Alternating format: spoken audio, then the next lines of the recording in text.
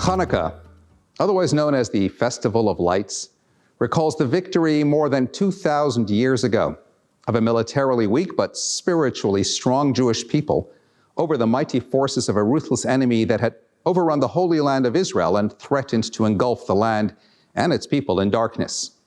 The miraculous conquest, culminating with the rededication of the sanctuary in Jerusalem and the rekindling of the menorah, which had been desecrated and extinguished by the enemy, has been celebrated annually ever since, serving as a message of the triumph of freedom over oppression, of spirit over matter, of light over darkness.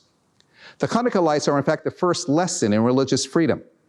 The lights stood as the first beacon against the forces of religious bigotry and persecution.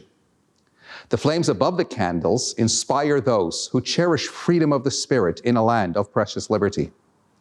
This is a very timely and reassuring message, for we live in a day and age where darkness prevails in the form of insidious erosion of time-honored values and principles that are the foundation of any decent human society. The Chanukah lights remind us in a most obvious way that we must brighten our lives with the glorious glow of spiritual illumination. We must seek to dispel whatever murky shadows and fill the void with rich and vibrant meaning and purpose. The lights serve as a vivid reminder of how, irrespective of the constant threat of corruption of basic moral ideals, the Jewish spark will always prevail as its penetrating light permeates all corners of the religious spectrum. Fire seems to have this drawing power, causing one to become transfixed when gazing into the naked flame. And yet after a while, one cannot help but notice the flame waning as its light dims and its warmth diminishes.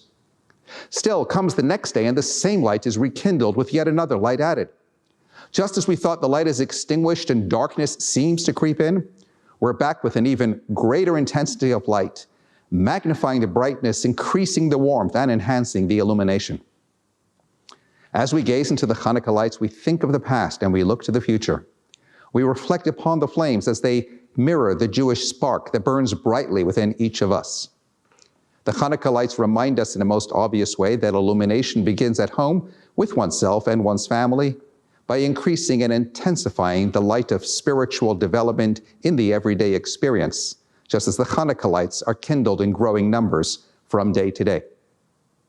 But though it begins at home with oneself and one's loved ones, it doesn't end there. The nature of light is such that when one kindles for oneself, it tends to benefit all others who are within the vicinity as well. Our responsibility extends to bringing light to those who, for one reason or another, still walk in darkness.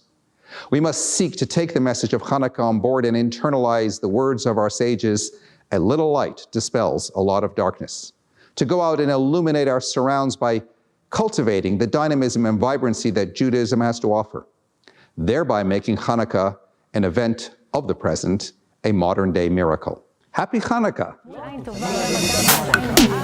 Moment of Wisdom, sub-brief and life-changing moments. Join us. Subscribe to Moment of Wisdom channels on YouTube, Telegram, Facebook, Instagram, and WhatsApp.